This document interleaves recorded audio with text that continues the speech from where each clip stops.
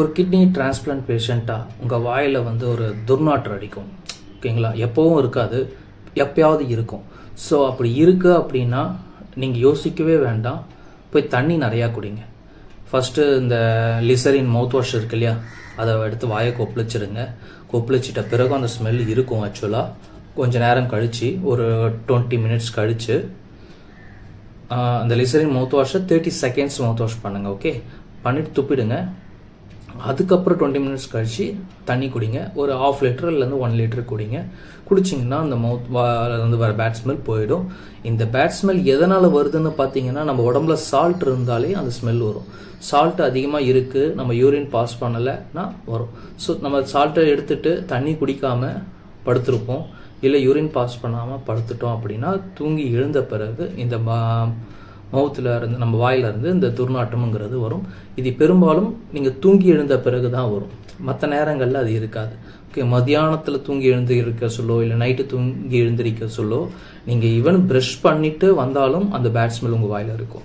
So brush பண்ணிவிட்டு தண்ணியை குடிச்சிட்டு அந்த யூரின் பாஸ் பண்ண பிறகு தான் உங்கள் வாயில் இருக்க அந்த ஸ்மெல் போகும். அது வந்து ஃபுல்லாக சால்ட். அது ஓகே, உங்கள் வாயில், உங்கள் உடம்பு ஃபுல்லாக அந்த சால்ட்டு ஃபார்ம் ஆகிருக்கும். ஸோ அந்த சால்ட்டு வெளியே ஏறிடணும். ஏன்னா கிட்னி வந்து ஓரளவுக்கு தான் சால்ட் எடுக்கும். அது எடுக்கணும்னா கூட அதுக்கு தேவையான தண்ணி நம்ம கொடுத்தா தான் அது சால்ட்டை தண்ணியோட சேர்த்து வெளியே அனுப்பும். வெறும் சால்ட்டெல்லாம் வெளியே அனுப்பாது இல்லைங்களா? ஸோ அதனால் சால்ட் நம்ம அளவாக எடுத்துக்கிறது நல்லது. அது கூட தண்ணியை நான் சொன்ன மாதிரி 2 லிட்டர் 2.5 லிட்டர் ஒரு நாளைக்கு குடிக்கிறது நல்லது.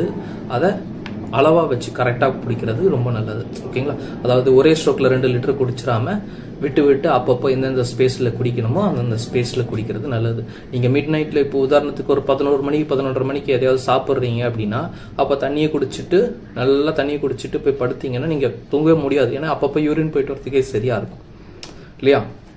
ஸோ நைட்டு டின்னர் ஒரு 8 o'clock முடிக்கிறீங்களா, இல்லை 8:30 முடிக்கிறீங்களா, 9 o'clock நீங்கள் தண்ணியை குடிச்சிட்டு 10 o'clock யூரினை பாஸ் பண்ணிட்டு போய் படுத்திங்கன்னா மறுநாள் காலையில் ஃப்ரெஷ்ஷாக எழுந்திரிக்கலாம்.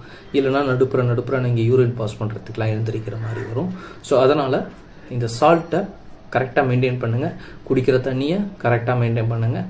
சால்ட்டை முடிஞ்ச வரையும் குறைச்சிக்கிறது நல்லது. சால்ட்டு எடுத்துக்காமே இருக்கக்கூடாது, சால்ட்டை எடுத்துக்கணும், ஆனால் அளவாக எடுத்துக்கோங்க.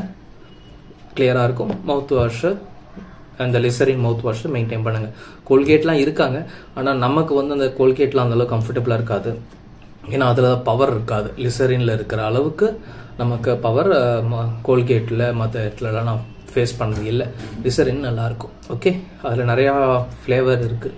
மின்ட்டு, அப்புறம் லெமன்னு சொல்லிட்டுலாம் இருக்குது. ஹனி இருக்குது, ஹனியோ ஜிஞ்சரோ ஃப்ளேவர் இருக்குது. அதில் எது வேணாலும் நீங்கள் ட்ரை பண்ணலாம், ஒர்க் அவுட் ஆகும். ஓகே, நெக்ஸ்ட் வீடியோவில் பார்க்கலாம். Thank you, take care, bye bye.